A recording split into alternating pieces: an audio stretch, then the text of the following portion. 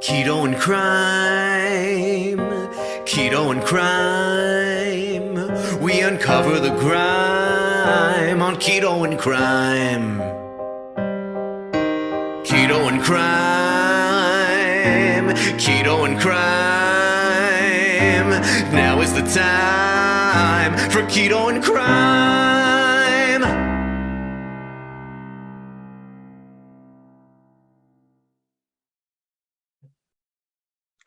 Hey everyone, welcome to Keto and Crime. Today I have a wonderful, wonderful treat for everyone. I have my good friend Mike Harlow here.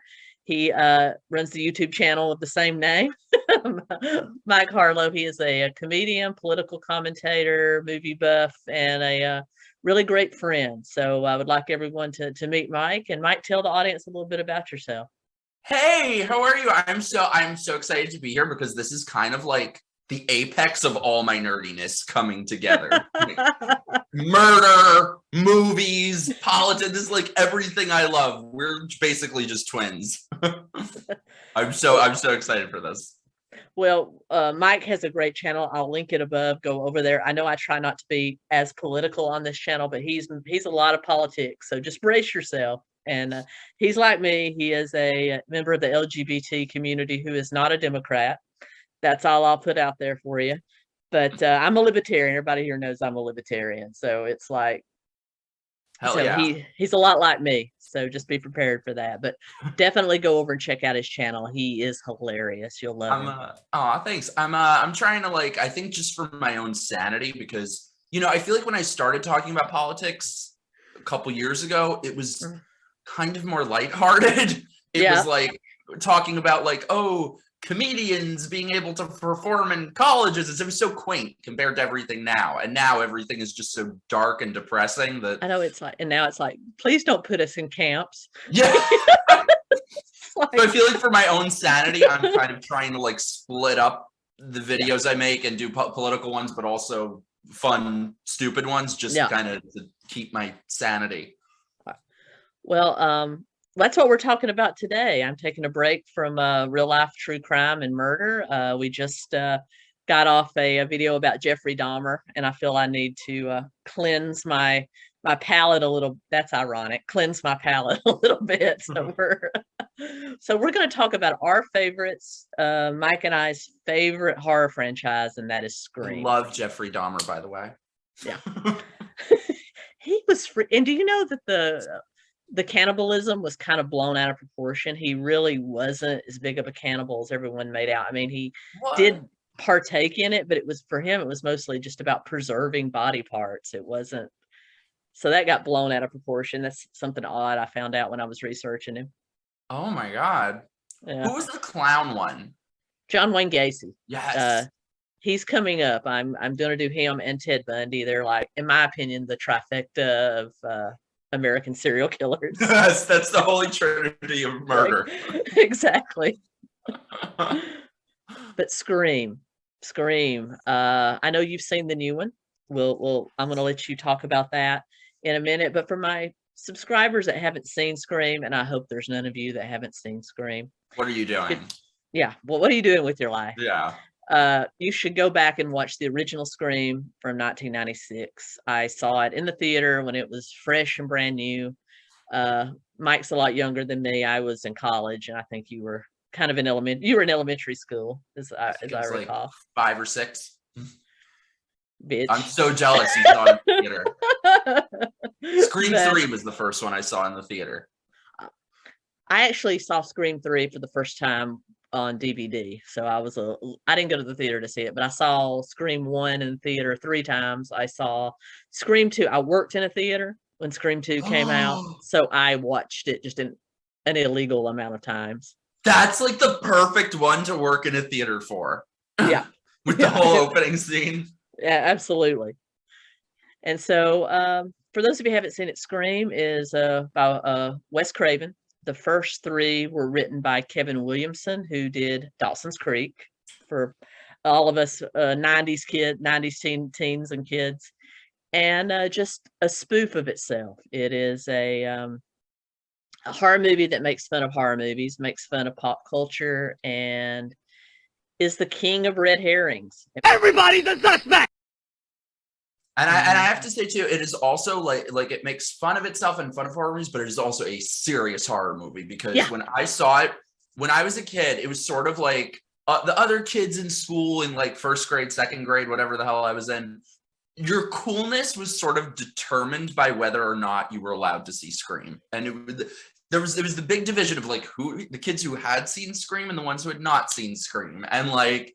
It took weeks of convincing for me, for my dad to let us rent it from Blockbuster, and he finally did. And that opening scene was just like the scariest thing I'd ever seen in my life. Did that not scare you? I mean, honestly, even I was like in my 20s, and that scene kind of freaked me out because anyone can imagine being alone in their home or their apartment and getting a creepy phone call. And especially back then, maybe this is just me, but I feel like in the 90s, everyone my family knew, like relatives or family friends or whatever, they all lived in a house that looked exactly like that. With the glass doors, and it looked just like those houses. Patios were a big thing in the 90s, and you could easily imagine somebody banging on your door like that. And the fact that they killed Drew Barrymore, who was billed as the biggest star, was the biggest star in the movie and had top billing, but she was dead within 10 minutes.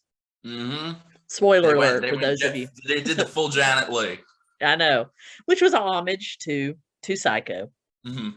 And then it becomes kind of it's a serious, scary movie, but it is a scary movie that is also kind of pop culture-y. It had, for the first time, it did not have stupid teenagers in it.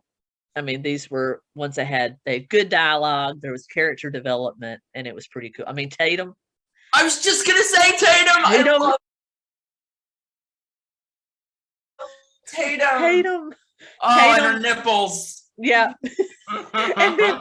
and then the scene in the garage where she, the nipples, and then she turns and has that psychedelic skirt on that just draws you into her ass. It's like oh, it's so good. It's so good. Played by Rose McGowan, who did not get top billing in that movie, but she, I've always loved Rose McGowan. She gets top billing in life.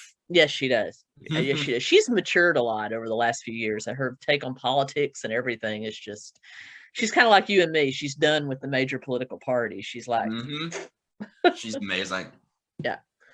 But and it's nice to hear also, because she's really one of the people who are at the forefront of taking down Harvey Weinstein and exposing all of the Hollywood shit. So it's nice to hear from her that Wes Craven was such a nice man and was like one of the few people who was the total opposite of that.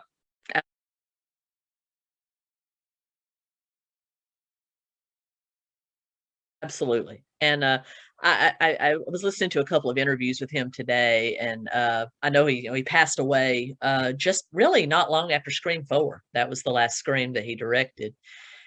And he was talking about how the lines that were kind of making fun of Nightmare on Elm Street, which was his other big franchise, he didn't want them in there. Kevin Williamson wrote those in there as a joke, and he just kind of let them go because he thought it was funny in the end.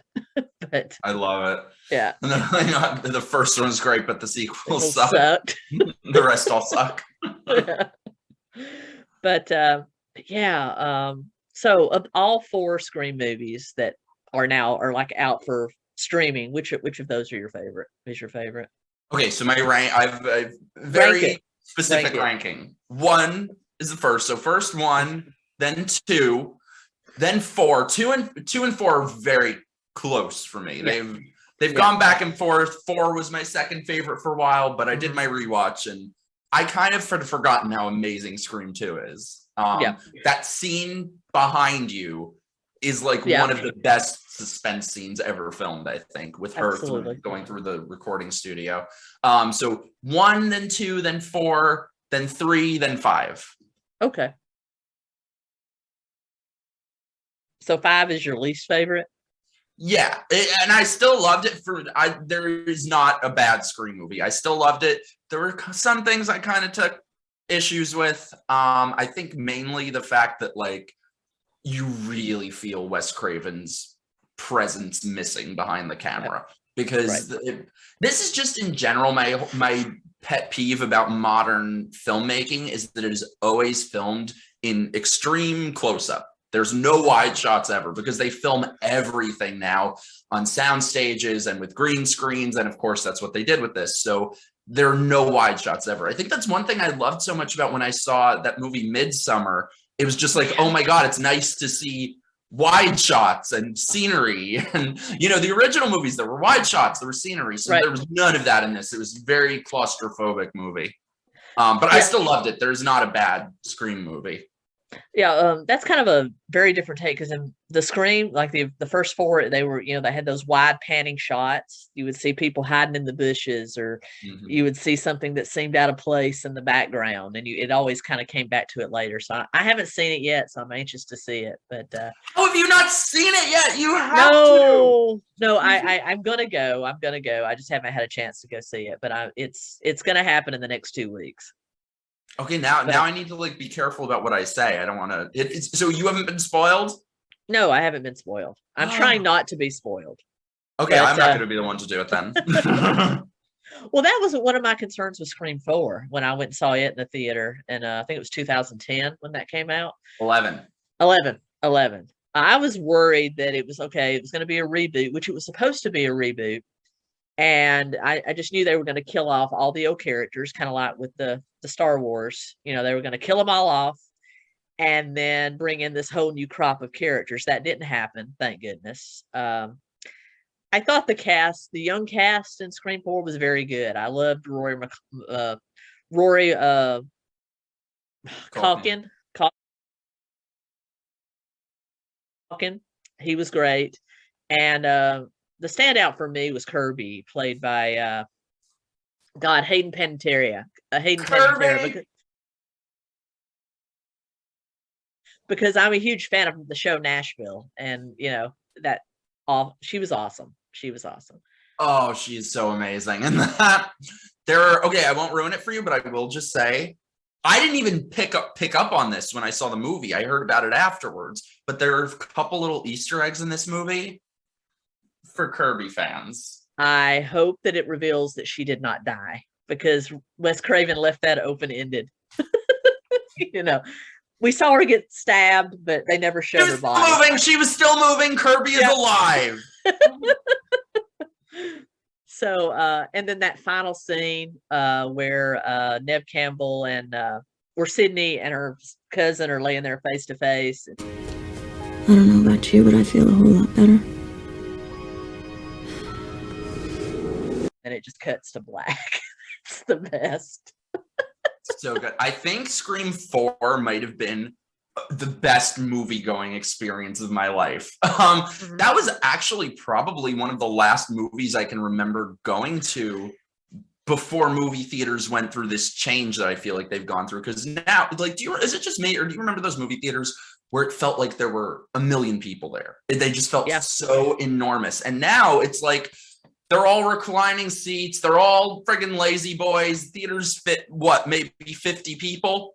But those old movie theaters, it was like it had 3 levels. The theater that I saw Scream 4 in, there was a mezzanine, balcony. It had to have been 1,000 people at least. The movie theater I worked in was huge. I mean, our biggest theater held 350 people. Our biggest auditorium. Oh wow! And it was just like the basic theater seats. You know, you pull it down, you sit down, one size fits all, and you could get a lot more people in there.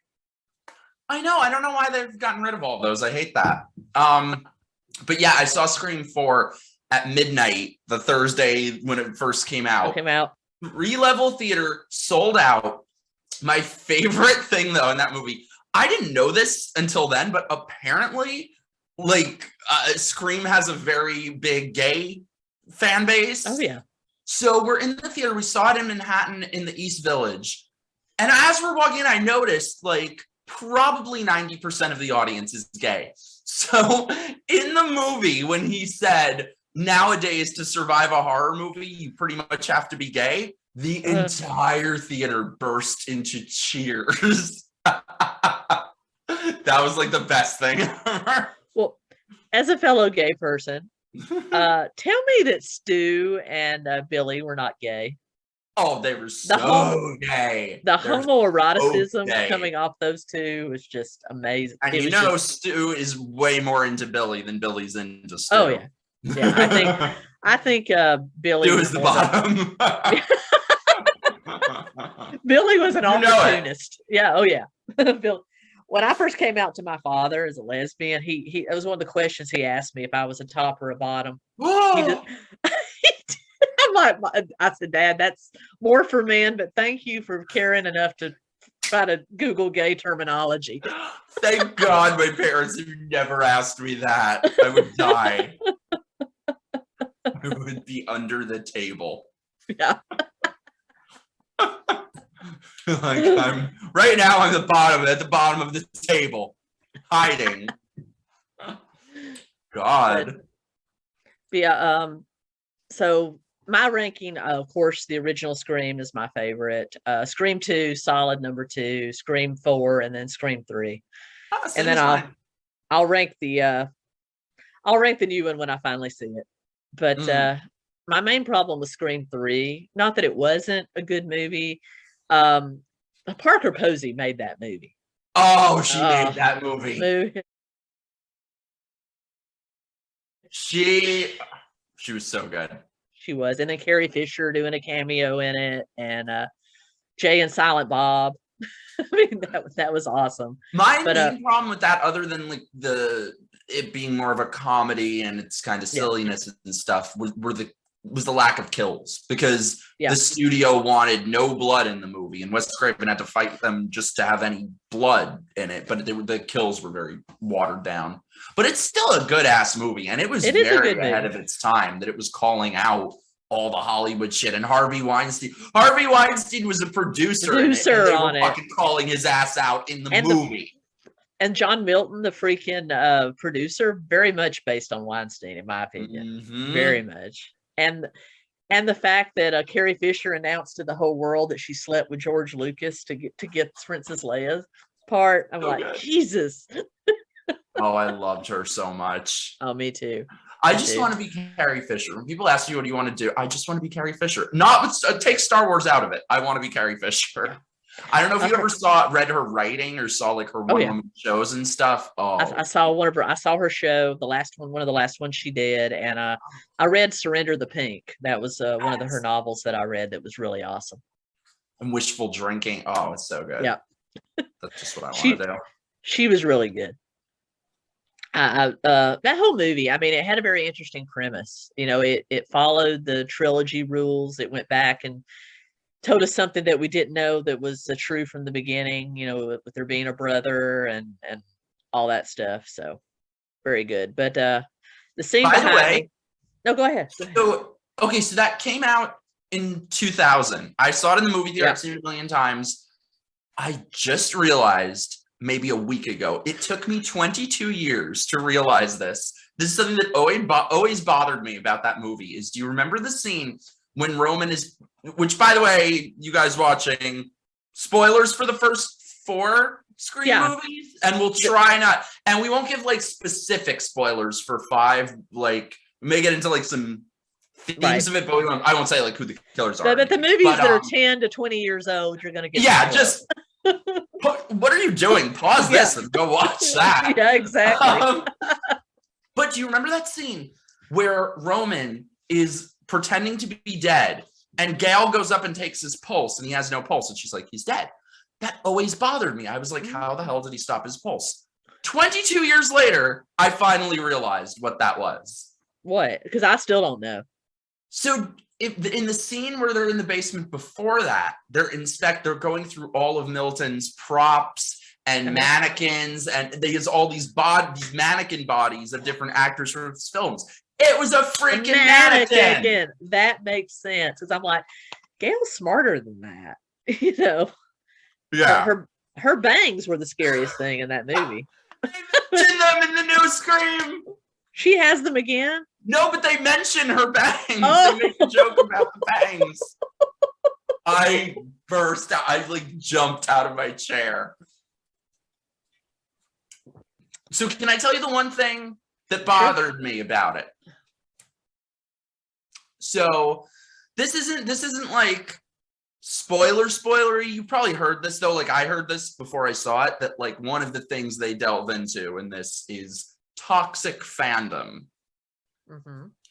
So other than that, I would not say that it's like an overtly woke movie, but I think with that, they were a little bit pandering to the woke crowd. So that kind of annoys me because I don't think that's something that really exists. Like, you know, you can find 1 or 2 or 3 assholes in literally anything in life, but yeah, that's just something that bothers me a little bit because it's like these studios want to exploit long-term dedicated fans and take your money, but then they also want to bash you. Yeah. And I think especially with horror and even more so with Scream, it's just such a nice group of people, the fans of horror in general, but especially Scream. I don't think I met one asshole in like the Scream fandom or the horror fandom. No. So I think because the originals really very forcefully pushed back on the moral panic of the day, which was movie violence creating real life violence. And they sort of mocked that and kind of debunked that in their own way. So I was a little bit disappointed that this one, instead of pushing back against the moral panic of today, was going along with it about, toxic fans. Yeah, you're gonna find creepy people in every fan, but as a general, most people are not toxic. It's not like most people don't go out stalking their favorite celebrities. It's like half percent, if that. Well, and also I feel like that's just what gets used to shield any sort of criticism of these horrible corporate woke films that come out, like the Star Wars ones, or any criticism of it is, you're the toxic fans, So I'm like, is there any way to not like the Star Wars sequels without being a toxic fan in their eyes? No, because, what gets a diehard fan upset is if you totally change canon and veer off into something. We're all for thinking outside the box. But when you totally change canon and just annihilate it and take a dump on it, you're going to get upset if you're a really big fan. Which they did in those and I like the original Star Wars. I've never been like a fan of Star Wars, right? But what they did to those movies and those characters. Like Lando, to me, the biggest was like the Han Solo movie, which was a decent movie, but the spinoff. Yeah. I didn't see that one. My favorite of the new ones is Rogue One. I think Rogue One, which was just kind of an in-between filler movie, was the best of the newer Star Wars movies. Solo, when they made Lando Calrissian like whatever sexual he was supposed to be, being in love with a droid, that just, I'm like, no. Isn't that like space bestiality? Yeah, it's like me wanting to fuck my refrigerator. I don't, pardon my French. If I'm single for like one more year, I might get to that point. No, it's just, I don't know what that is, but it's not. Oh, no. God, no. Oh, gross. No. And what's funny too is that I think this new Scream movie inadvertently proves those people wrong, because anyone who hated the Star Wars sequels, you're a racist, you're a misogynist, you hate women, it's so funny because the entire horror genre is built around women surviving, Final Girl, badass. Final Girl is a thing. It was not Final Man, it was Final Girl. And hell yeah. There was always a girl that survived, and always one girl that outsmarted the killer or outran the killer. I don't think there was actually a final guy until Nightmare on Elm Street Part 2, and he was a gay guy. He was gay. He is gay as a schoolgirl. That is my favorite of the Friday the 13th. That is my favorite, just because it is so campy. It's so good. Yeah, he was hot in that movie too. He was hot. He runs a some kind of store down in Cabo San Lucas now in Mexico. Yeah. Want to go to Mexico and go to his store? Yeah, me too. I would totally love to. Let's do it. Let's go on a trip. That would be fun. That would be fun. Yeah, I'm a big horror nut. I go to all kinds of horror and sci-fi conventions. I've I've never been to one. Oh, you should go. I want to go. I want to go. We should find one and we'll meet there. Oh my God, I'm so down. I'm like not at all the type of person who cares about like, oh, celebrities or actors. I swear, I think I would cry if I met Neve Campbell. Oh, I love Neve Campbell. I've been a huge fan of hers ever since Party of Five. Yes, and The Craft. And The Craft, and even that Wild Things, that weird, that weird sex comedy she was in. Yeah, she was in. She just kind of floated away after that. I know she's done a couple of series since then, but she's just kind of, I think, lived more of a private life since everything, in my opinion. Yeah, she has kids now and stuff. Yeah. It's kind of like Sarah Michelle Gellar, another scream queen of the decade. She just kind of, you know, raises her kids and lives a happy private life. That's cool. I respect that. Yep, me too. I was actually just starting to watch. I never really watched Buffy the Vampire Slayer, so I was just starting to get into it. Oh, you got a long ride ahead of you, and I think it's season 4. You need to veer off and watch Angel too. You can watch them together because they kind of line up, but Angel's awesome too. Yeah, I've heard that. I was wondering like when that starts. I think it's season 4 when that kind of spins off. But you know, it's a show you need to watch, and you guys, anyone watching, I feel like I'm the only person who watches this show, so I'm trying to like preach the gospel of it. You have to watch this show, Servant. No, I haven't seen that. So good. It is so good. It is like the total opposite of all this modern bullshit in film, of like how everything feels just like some assembly line, green screen bullshit. Like they had a committee come up with it, and feels like no thought was put into this. It's just so refreshing to see like complex characters and symbolism, and like it's so complex that like in like reading stuff about the show, it's like, because there are like kind of some biblical themes in it, and there are literally moments in the show where like a time code in the episode lines up with like a Bible verse that gives insight into the plot. It's so good. Awesome. I don't know if you've ever seen it, but there's another horror movie it's horror action adventure. It's called Escape Room. I saw that. Okay, yeah. That to me is one of the better examples of modern horror, in my opinion, because I want to watch the sequel. I haven't seen the sequel yet. I heard the sequel's really good. I haven't seen it either, but I've heard it's really good. And I heard that they end up bringing back the survivors from the first one, and they end up in it too. So it's supposed to be really good. Speaking of horror thriller-y comedy, it's actually a little bit of a Scream kind of vibe. You should see this movie, Villains. I'll check that out. I haven't seen it. It's the girl from It Follows and the guy who played Pennywise in It. They're really good. Okay. I'll check that out. Is it? I'm sure I'll find it. I'm sure it's on Netflix. I think it's on Hulu or something. I don't know. It's streaming somewhere. That was a really fun movie theater experience. I went with a friend of mine, and I feel like the other people in the theater didn't quite get it. So we were like the only 2 people in the theater reacting, and we're like gasping and grabbing each other and reacting, and everyone else was stone-faced. Another good one, though, that's kind of not quite as known, is called Better Watch Out. I've heard of that, but I have not seen it, but I'll check that out. So I'm making a list here. I was thinking of making a video of like underappreciated or underrated horror movies. We should do that. One of us should do that, or both of us should do that. That would be awesome. Yeah. But I know you recently wrote an article about the character of Sidney Prescott for Medium. It was excellent, and how you kind of encapsulated her as a representation of strength coming from being a victim. And I'm going to link that article down below for everybody to read. Please go read that. But kind of tell us what gave you the idea for that. Is that something that's been churning around in your head, or did you just have an epiphany with that? No, it's sort of something that I've thought for a really long time, but it's sort of one of those things that you don't know if it'll make sense to anyone else, you know? Right. But like, and it's just something I've been thinking about more with this new movie coming out, like how oddly emotional I felt about the idea of seeing Sydney again, who I never thought I would see her again. First of all, I never Yeah. thought they would do another one. And I was feeling so emotional that they're back.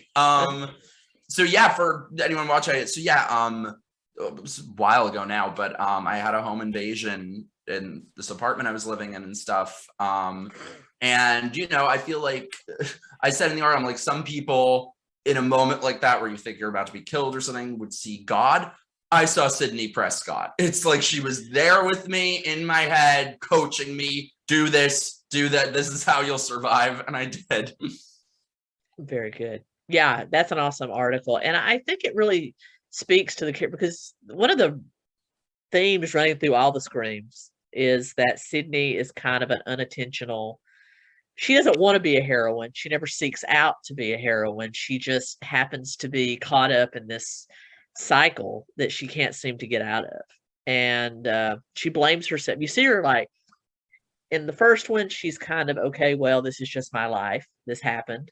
And then in Scream 2, she really becomes kind of the tragic heroine, which is ironic because Scream 2 is set in their while they're in college, and she's a theater major, and she's actually doing a play about it's a Greek heroine. She was a oracle of Cassandra, Oracle of Troy, that knew she was cursed but accepted it and embraced it. And that's where you really see Sydney come into her own and realize, okay, if I'm cursed, I'm going to own it and I'm just going to deal with it. And then she kind of tries to run from it again in Scream 3, gets sucked back into it. And the same in Scream 4. She's not wanting it, but it just kind of finds her. But I feel like in 4, and a bit in this one too, she's sort of almost like a maternal figure. Yep. Helping them survive, especially in this one, just sort of like helping them survive and showing them how to basically be a final girl. Yep, exactly. And I love Sydney. I love Sydney. Tatum too. I wish Tatum had been in more than one movie. Mm-hmm. But these two behind me, these are my unadulterated favorites. Dewey is definitely comic relief, but he's the heroic comedy relief in my opinion. He's kind of like the everyman that gets trapped in certain situations. He's a gentleman. He wants to help.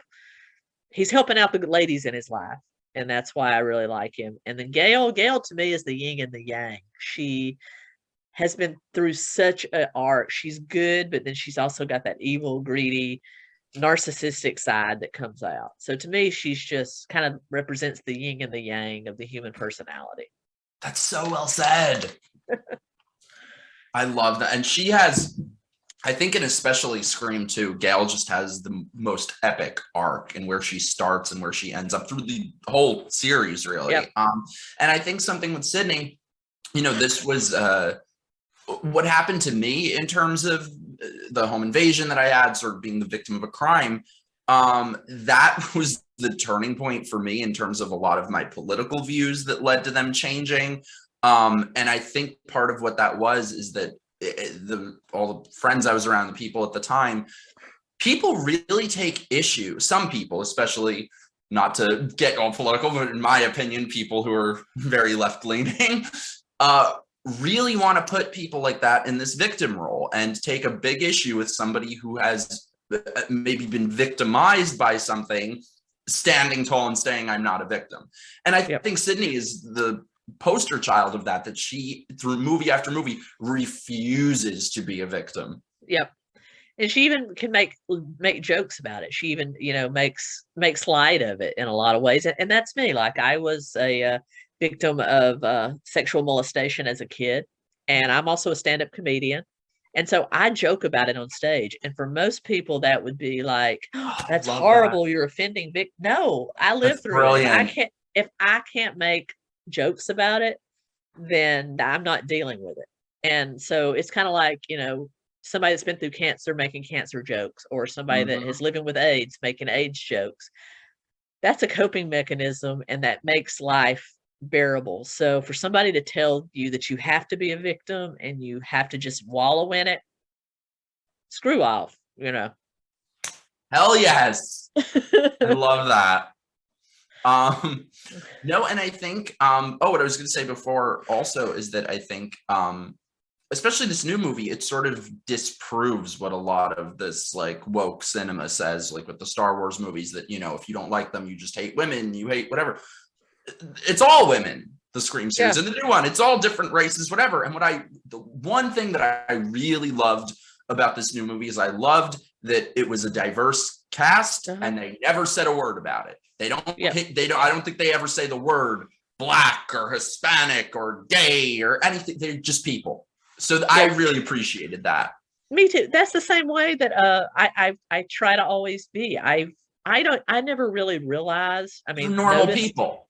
Yeah, I mean, of course, you know, if I look at somebody, I can tell that one is definitely Black, that person's white. Of course, you can tell that, but it never really made a difference to me, you know, ever. And then it's only in the last, I don't even know, 5-6 years when all this identity politics has come out that I really hone in on that.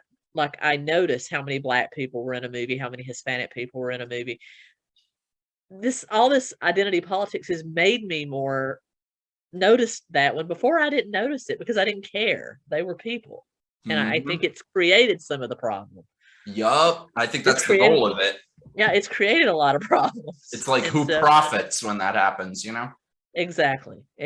So, and that's the way it is. I mean, I went to high school with all different races. I went to college with all different races, religions, genders. You know, I don't care. They're people, you know, and can't we just be Americans? Can't we just be Americans and people and just, I don't know. It's just very simplistic way of looking at it. I know. No, but it's a lot of people profit when we're focused on those things and not focused on who we should be focused on and actual problems and the specific people committing those specific problems. Yep. Those are the ones who want us focused on crayon colors. Yep, exactly. And so, but yeah, I don't know. Scream, it will always hold a special place in my heart. And like I said, if you haven't seen it, your life. You need to see the new one. See it. Yeah. Oh, it's so good. Oh my God, they're all so good. There is no other horror franchise where every single movie is good. Yeah. Very few. Oh, no, there's not. There's not. I can't think of. Sitting back thinking, I can't think of one where every single movie was a home run. Definitely not Halloween. No. Now, are you into the Halloween movies? I do love Halloween. In fact, my favorite of the Halloweens is Halloween 3, Season of the Witch, the one that has nothing to do with Michael Myers, because it followed John Carpenter's original vision of it being an anthology series. And I have an even weirder favorite Halloween movie. I am totally alone in this, and I know this movie's a mess. Halloween 6, The Curse of Michael Myers. I like that one. The original cut, the director's cut is awesome because it really does explain why this all happened. You know, I wish they could have made their probably what they intended to be their original version of it. I know it got hot, but like I think it has the best cinematography, the best. Yep. Oh, it's so good. And it's Paul Rudd. Actors in it. It's Paul Rudd. You know, how He's can you so not? Cute in that movie too. I know. So nice and so cute. Yeah. What got me is that in all the new reboots of Halloween, they totally cut whole character arcs from it. Like Jamie, the little girl that was in 4 and 5 and 6 as a grown woman, they just eliminated her, and she was Laurie Strode's daughter too. Oh, please. Laurie Strode's had so many kids come and go. I know. Do you want to hear some crazy shit? Sure. You've seen Hocus Pocus, I'm sure, right? Oh, yeah. So the other day, I'm listening to Danielle Harris's podcast. She's a new podcast now. The little girl from Halloween 4 and 5. She's an adult now. On her podcast, she's talking about how she lost her virginity to the guy from Hocus Pocus. He was bad in bed. He injured her vagina, and he cheated on her with the girl from Hocus Pocus. I'm like, this was a good listen. I made a good decision listening to this. Wow. That's a good ass podcast. Oh, wow. I don't know if you've ever... What did you think of Halloween Kills? I only made it through half of it. I've got to go back and attempt to watch it again. Exactly. And I thought it was a letdown. And I'm a big 𝗙𝗵𝗁𝗂 fan. No, excuse me, not 𝗙𝗵𝗂𝗂. Anthony Michael Hall. I was Yeah, into he's it just great because in it. just because Anthony Michael Hall was in it. But I'm just like, this isn't Halloween. I mean, I think they should have picked up with Halloween 6. I mean, okay, we all know that Scream started a phenomenon of these hip 20-something or teenage horrors, and Mhm. Halloween H2O was one of them. Yeah. I enjoyed Halloween H2O, but I would be fine with him throwing Halloween H2O completely out and starting over and starting from 6 and taking it forward. Oh, and I heard there's some video you can find on YouTube somewhere of the writer of Halloween 6 talking about what they were going to do with 7, and like the whole town is in on it with the cult. I'm like, oh, this sounds so good. We're probably the only people in the world who feel this way, by the way. We are the only people who's like, yeah, continue the Thorn continuity. I liked it. I mean, it's I easier loved than it. it's kind of like what they did with Terminator. Terminator has so many different timelines and variations. I can't even follow it now. So I just thought Halloween Kills, like, it had potential to be really good, but it's not a movie.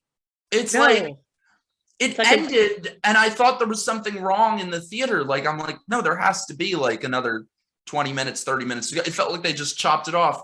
And people make excuses for that and say, oh, well, it's the second part in a trilogy. I'm like, there are lots of second parts of trilogies that don't feel like a fragment of the movie.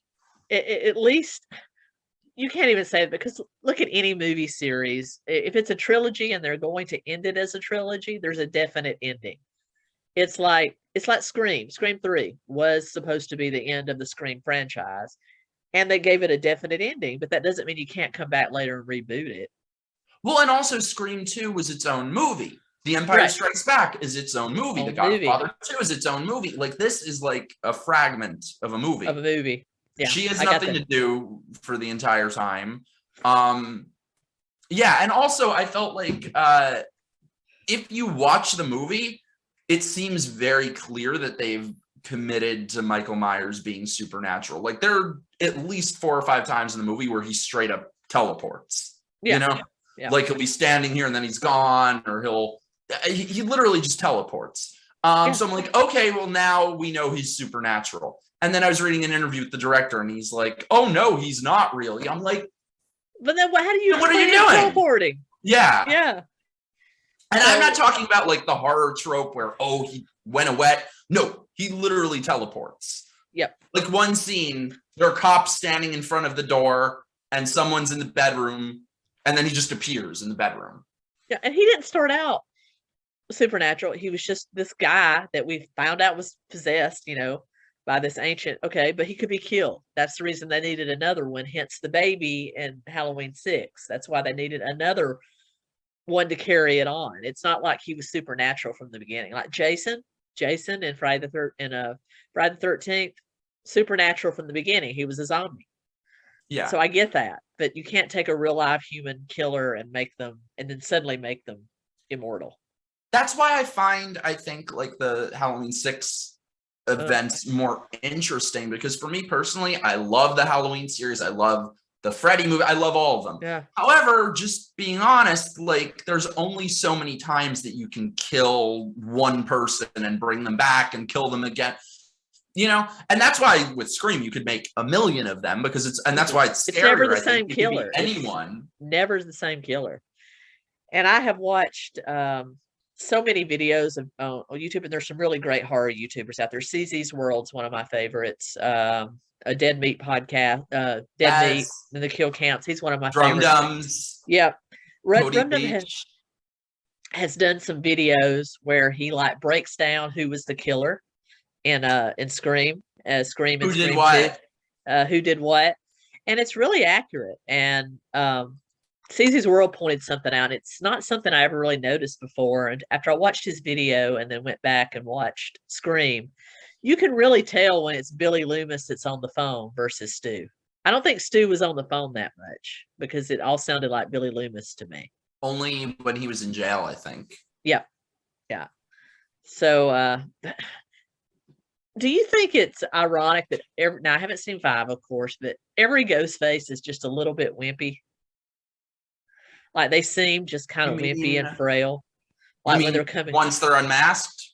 No. I mean, once when they're masked, I mean, you have these final girls just like Sydney or anyone they're trying to get. When they fight back, they can knock them down really easily.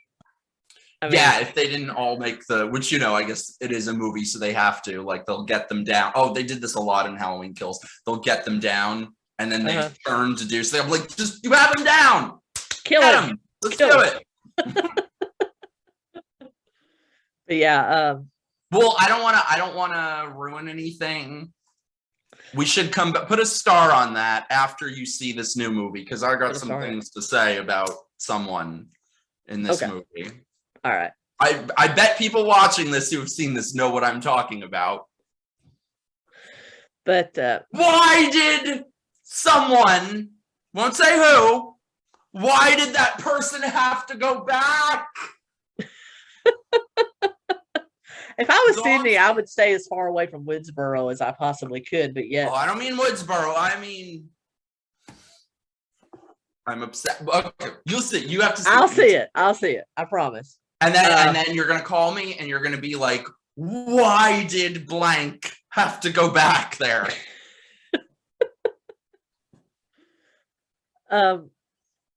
So yeah, being that Scream is a different killer every time is one of the great things about it. And like I said, it started a whole new genre of horror film. There was a dozen ripoffs.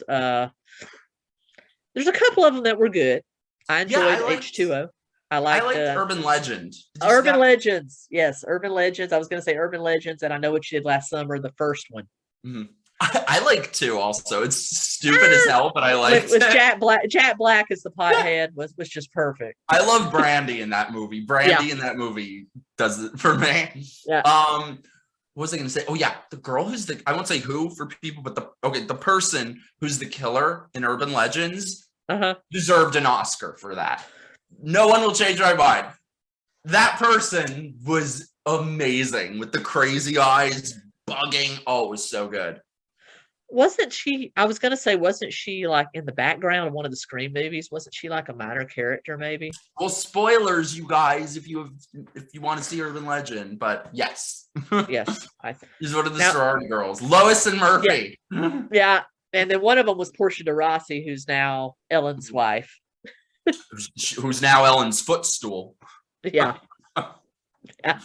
You know who wears the pants in that relationship? I think Ellen hits her. Oh, I hope not. I hope she's a woman enough to slap back. Yes. You'll hit me one time. It's interesting, yeah. It's interesting. Portia de Rossi hasn't done anything since marrying Ellen. Like, she used to be on Ally McBeal. She used to like have her own thing, and now she's just like, I guess, happy. Well, and that's fine. Yeah, if that's, I'm all for whatever a person wants to do, whether you want to be a housewife or have a career. I'm all for that. And if a man wants to stay home and take care of the kids while a woman works, that's fine too, as long as it's an agreement in the with the couple, Yeah. I'm also a judgmental bitch though, so Ellen just seems so awful.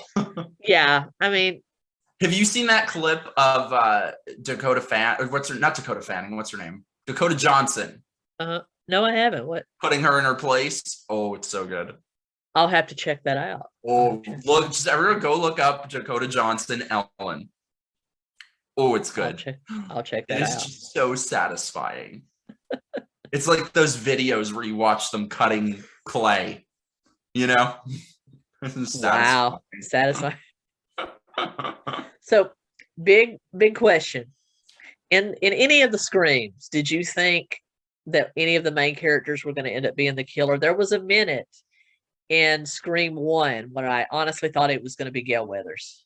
There was just a brief moment, and I had a twinge of that in Scream 2. But I had that in Scream 4. I thought in Scream 4 they could have maybe made her the killer. You think she's always, like I said, she's the yin and the yang. There's this haze over her that you're never sure, This is going to sound so stupid, but like a couple of years ago, just for fun, I was bored. I wrote my own version of Scream 5, but I thought they wouldn't make one. And I kind of like what I did with Gale in mine. Like, she was way more ambiguous. She wasn't the killer, but she sort of didn't have a problem with the killer.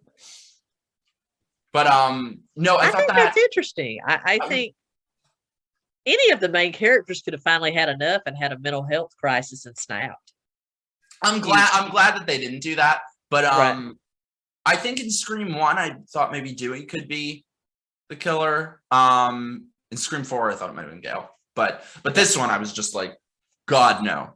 Because at this point, those three are just like untouchable. Oh yeah. Yeah. Now in Scream 4, I was honestly shocked that the killer turned out to be the cousin. I can't remember her name. Jill. Jill. I figured it out in the theater, I think literally like 10 seconds before they revealed it. And I was like, holy shit. But I was shocked because so she good. killed her mother. She killed her own mother. Oh, it's so good. It's so good. Through the mail slot. We've all wanted to do that at times.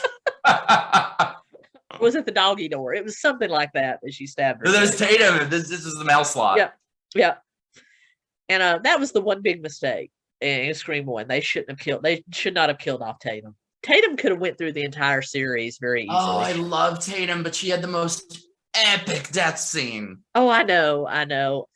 When I first saw her going through, I'm like, dude, girl, those boobs aren't going to fit. Don't do that. And she put up such a good fight until that point. I know that was obviously Stu. And she was kicking his ass. They all say it's Billy but no, that was Stu. They're wrong. That was Stu. Being all, clumsy. Yeah, that was Stu. And there was a minute where I thought maybe Jamie Kennedy's character might have snapped, but my dad thought he was the killer in 2, I remember. Yeah. And then it was so fun too. Like right before the new one came out, my parents came over and we watched all 4 of them. We had like a film festival each night. Yep. They stayed for 4 nights. And that, we watched all.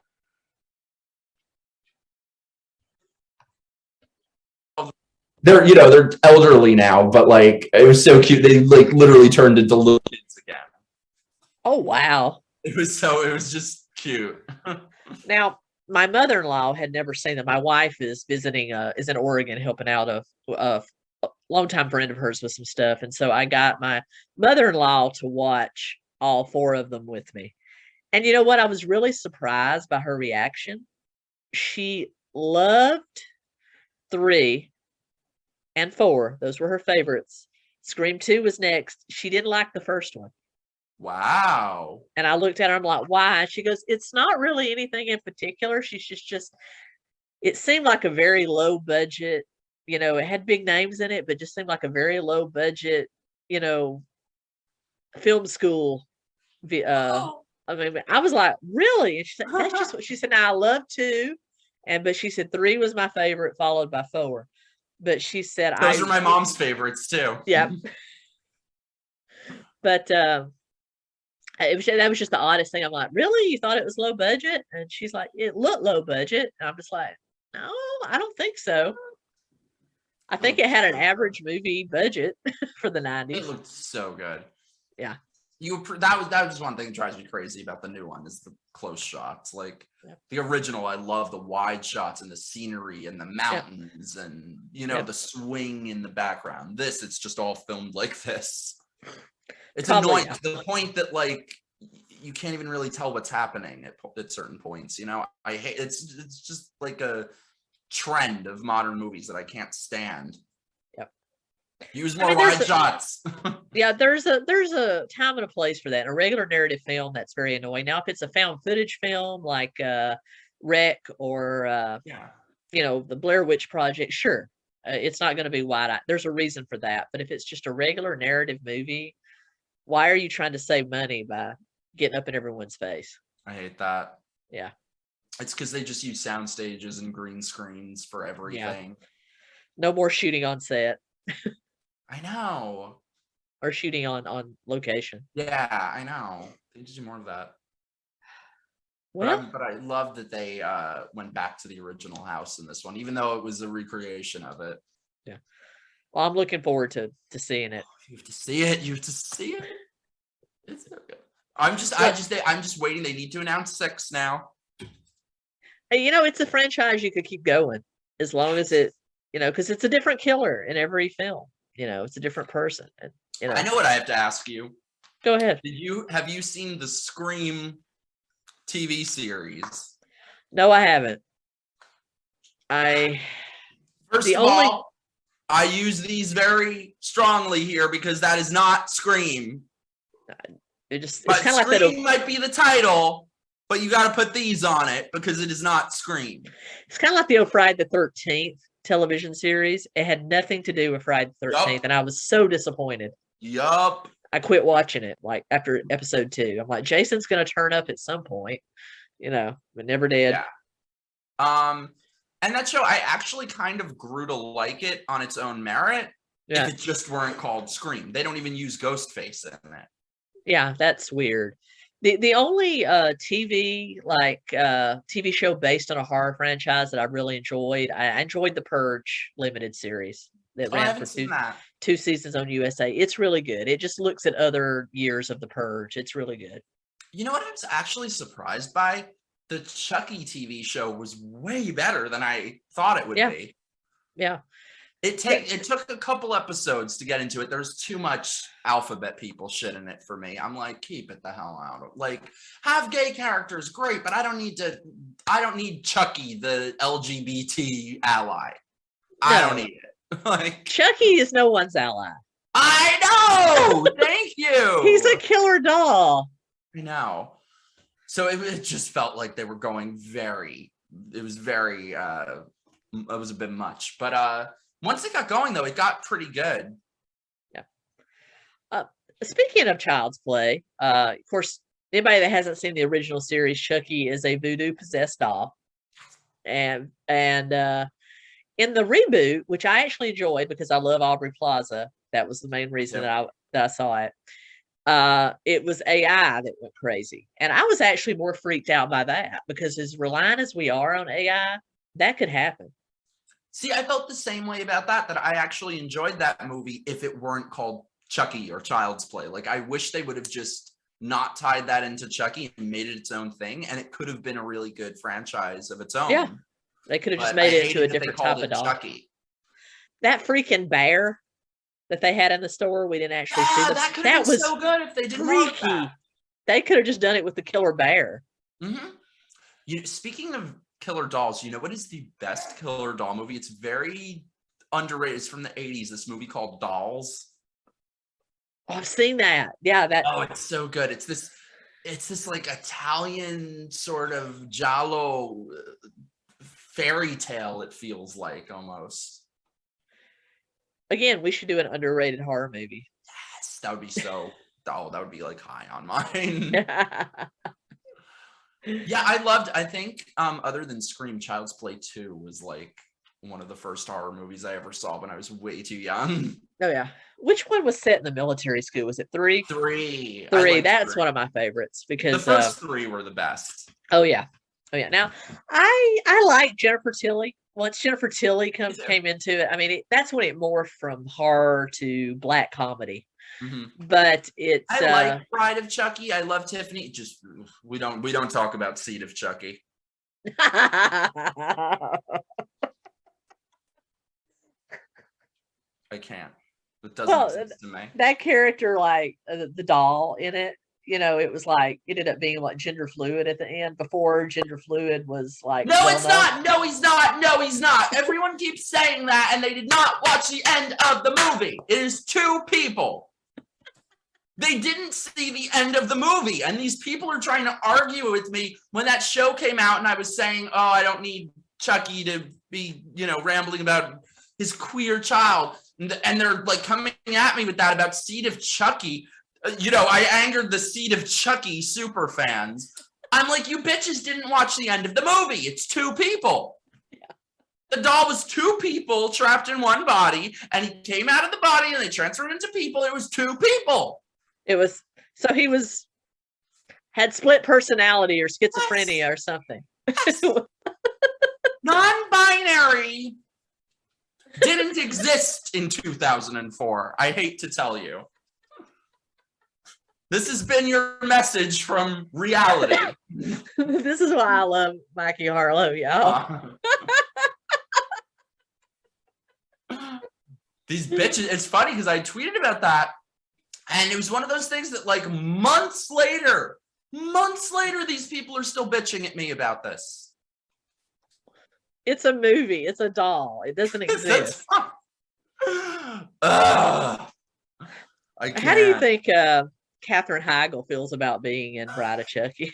You know, I heard she's like kind of hard to deal with. I can imagine. Oh please, I bet she probably talked so much shit about it back then, and today she probably wishes that they would put her back in Chucky. Exactly. They won't. Exactly. No, that's the reason Shonda Rhimes won't even bring her back to Grey's Anatomy. And Shonda Rhimes. I heard her comments about Katherine Heigl that were really funny. Oh yeah. She was like, "Yeah, I don't allow any Heigls on my set anymore." Yeah. So Shonda Rhimes, if you piss off Shonda Rhimes, is pretty bad. I mean, because she keeps actors on her shows, and if she kills you off your character on one show, you'll end up on one of her other shows. That's how long she keeps actors around. So to piss her off, that's pretty bad. Speaking of what, okay, I won't say, but I will just say in the new Scream there are references to other past. You'll see. Oh my God, it's so good. Well, it's kind of like you know, Jamie Kennedy technically was in Scream 3. I mean, because he had the video, and I think killing off Randy was a big mistake. I don't think Randy should have been killed in Scream 2. I think he's another one that should have went through the whole franchise. See, I actually, like, I love all these characters so much, but I actually kind of like that they sort of will take away. It gives it stakes, I guess, that they'll kill the main character so much. Yeah.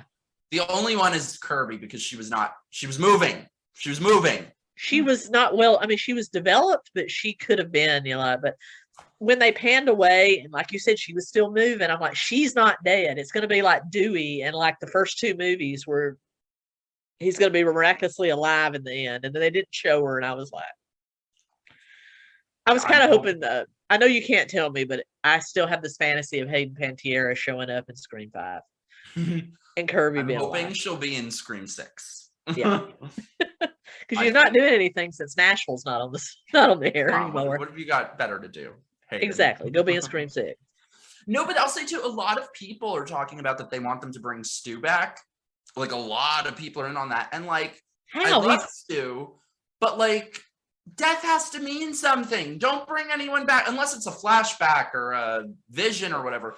Don't bring people back from the dead. There's no undoing that for any series or franchise or anything. That is always when they jump the shark. Death has to be final, or there's no stakes to it. And how could you? Okay, Kirby was still alive, obviously, when they pulled the camera away. Duh. Stu, he was bleeding out from being stabbed, and you push the television, a 1990s television on his ass. There's no coming back from that. It's not like the little whippy thin TVs we have today, you know. Do you want to hear something hilarious? What? I once had one of those giant 90s TVs fall on my head. Oh my God. I got very lucky that it was over my eyebrow, but I needed like 20 stitches in my eyebrow. Oh. I had this giant 90s TV on a dresser, and I was getting something out of the bottom drawer. It knocked me out. But Stu's still dead. I live. Oh, yeah. But no, the glass broke and you could see the sparks flying. I mean, come on. I mean, he's alive. He's a vegetable. Yeah, it has never happened that any show or franchise or anything brings someone back from the dead and they're good after. Like, I don't know if you've ever watched American Horror Story, but like, that's what's made it suck every season is that someone gets killed and then the next episode, oh, they're alive now. It's like, there's no stakes then if death doesn't mean anything. Death has to be final. If you can come back, what's the point? It's like, you know, soap operas. They're the only ones that bring people back. Mortal people back time after time. Yeah, I hate that one. There was this show, I was just thinking about this the other day. This show, it was so good the first season or two, and then they started bringing dead characters back. This show called Revenge. No, that's another one I have not seen. I've got to keep this list going. It's so annoying. It could have been so good, and then I hate that when dead characters are, oh, they're alive. No, they're not. No, they're not. It's kind of like Walking Dead is good at that. I mean, I haven't I've seen never actually watched that. Oh, you should. Mhm. The last season is airing right now, and so I'm gonna watch it when it's all dropped. I don't like waiting. I like to be able to sit and binge the whole season. But they're I'll really watch good. that, and you have to watch Servant. I will. When a character's dead, they're dead. And if you don't shoot them again, if you don't put something through their head or their brain after they're dead, they're coming back as a zombie. But you can, but when they're dead, they're dead. That they do that really well. And they're like Scream. They're not afraid to kill off a main character. So if you get too attached to a character on The Walking Dead, chances are they're gonna die. I gotta watch that. Yeah. I just watched this. I'm not usually so into zombies, but I just watched this movie, Anna and the Apocalypse. Have you seen that? Yeah. It was fine. I liked the music more than I liked the movie. Yep. I love zombie movies. Zombie movies are by far my favorite in the horror genre. I love them, but you have to be careful. There's some that are just, whatever. But I like the ones that are grittier, that are more realistic, like the original Night of the Living Dead. The Walking Dead is excellent. Should I watch the Dawn of the Dead remake? I've never seen that. Oh, Dawn of the Dead is really good. The remake, the original Dawn of the Dead, I think the reboot from 2008 was better than the original. That's what I've heard. And I'm committing heresy by saying that, but I think it is. Yeah, it's been on my watch list for a long time. Well, all right, Mikey, thank you so much for joining me tonight. This is so much fun. We need to do more. Please, I would love to. And everyone, you need to let me know when you see Scream, when you see 5 Cream. I will. Well, everyone, please go over and check out Mikey's channel. I'll link it up above. And until next time, keep on crime. Out.